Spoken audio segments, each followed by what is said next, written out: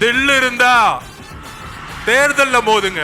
CM sir, உங்க அரசியல் எல்லாம் தூக்கி போட்டு தைரியமா தைரியமா எங்க அண்ணன் சொல்ற மாதிரி, எங்க தலைவர் விஜய் அவர்கள் சொல்ற மாதிரி தில்லு இருந்தா தேர்தல்ல மோதுங்க.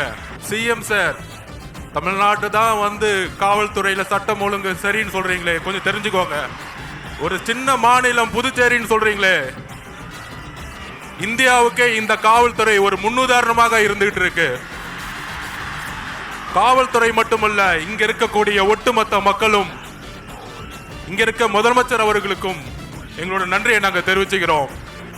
இப்படி ஒரு பாதுகாப்பையும், இப்படி ஒரு மக்கள் பாதுகாப்பையும் தமிழ்நாட்டில் இதுவரைக்கும் தமிழக வெற்றி கழகத்துடைய தலைவர் பயணத்தில் கொடுத்ததே கிடையாது.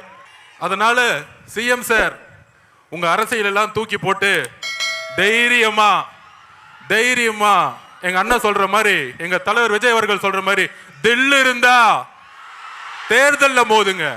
காவல்துறையை வச்சுக்கிட்டு, அரசை வச்சுக்கிட்டு பிரச்சாரம் பண்றத முடக்கிறதெல்லாம் முதல்ல நிப்பாட்டிட்டு, காத்த நிப்பாட்ட முடியுமா? வெள்ளத்தை நிப்பாட்ட முடியுமா? அதுதான் தமிழக வெற்றி கழகத்துடைய பிரச்சார பயணம் இன்றையிலிருந்து தொடங்கிருச்சு. ஏன் புதுச்சேரி அப்படின்னு ஒரு கேள்வி இங்க இருக்க எதிர்கட்சிகள்லாம் சொல்லிட்டு இருந்தாங்க. என்ன புதுச்சேரிக்கு வராரு? இதே மாதிரிதான் எம்ஜிஆர் கிட்ட கேட்டாங்க, நீங்க தமிழ்நாட்டில் முதலமைச்சர் ஆக வேண்டியதானே, ஏன் புதுச்சேரி வந்தீங்க அப்படின்னு. புதுச்சேரி மக்கள் ஒரு நல்ல ஆட்சி, ஒரு நல்ல கல்வி, ஒரு நல்ல போக்குவரத்து வசதி, ஒரு நல்ல மருத்துவம், இதுக்காக இன்னும் ஏங்கிட்டு இருக்காங்க. அதெல்லாம் எப்படி அன்றைக்கு வந்து எம்ஜிஆர் கட்சி ஸ்டார்ட் பண்ண பிறகு முதல் முறையாக அவர் தமிழகத்துக்கு மட்டும் யோசிக்கல. எம்ஜிஆர் அவர்கள் கட்சி ஸ்டார்ட் பண்ண பிறகு புதுச்சேரிக்கும் யோசிச்சாரு.